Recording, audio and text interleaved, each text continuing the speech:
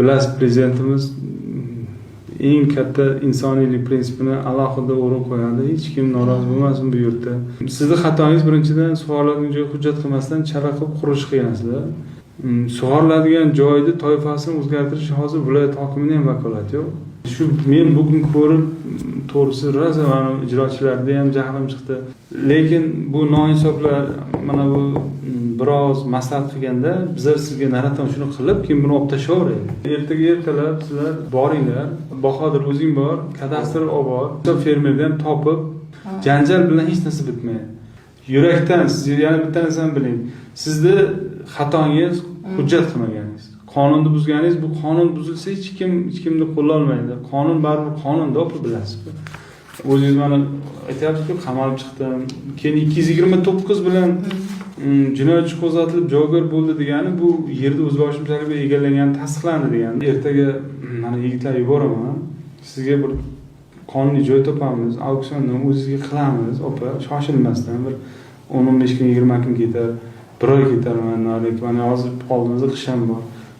Uyingizda o'z materiallari ham hamma narsa bor ekan. Ular olamiz, leshnisini topilmagan topamiz, chiroyli qilib, vatan qilib, sizda ham ertaga egalik huquqi bo'ladigan, bir meros qoldiradigan, farzandlar bilan bemalol yashaydigan. Qilsak bo'ladimi shunday yordam bersak? Qilsak bo'ladi. Yordam beramiz, hech qanday masala yo'q. Sizni ijtimoiy himoyalardan ham ko'p yordam berilgan ekan. Bayramgacha borib qo'l tashlashib, xudo xolasa, bizda tez kattaroq xuruj qo'yamiz-da, tez ko'tartiramiz, xudo xolasa bilinmaganda mana uyingiz buzilib ketganini ham sezilmaydigan qilamiz-da. Shunga kayfiyat buzmaysiz. Nasib opa, Absalom aka, sog'lig'i ham borku, doktorga aytib, siz borku, mana to'g'rilating tez. Qolgan bir gap bo'ladi. Janjal bilan, shu kelishmovchilik bilan hech narsa. Siz shu bugundan shunday kesib yuboring, ko'rmaganda bo'lib keting. Agar chuqur qishloqlarda ketmandok 2 katman ursangiz, gulda yer, to'g'rimi? Yer bergansiz, Makka ekdik. Ana bug'doy oldik. Mana Makkaga yer berdik, ekdingizmi Makka? Ekdik ha. Ekib mol bormi mol? Molimiz yo'q, haloldan ishlaysamiz yo'q. Bor edi oldin. Xudo xolasa zo'r qilamiz. Hozir mana akani ham davlatamiz. Mana qizlaringiz bor ekan. Ular ham borku, psixologik yomon ta'sir qiladi. Ertaga psixologlar ham qo'yib, bitgandan keyin borib, qizlaringiz bilan ham bir ko'rishib, xudo xolasa bayramga to'yga to'yinadilar prezidentimizdan. Xo'pmi?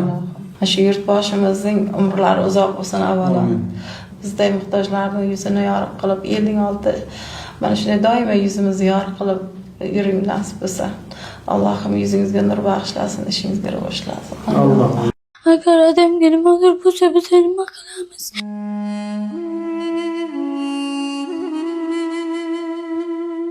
Qo'lingizdan kelgancha yordam beringlar, amankilar. Kutilgan bilan men nima qilaman, odamga nimadir bo'lib qolsa. Odamni yaxshi ko'raman, odamdan qolishga olmayman, iltimos yordam beringlar.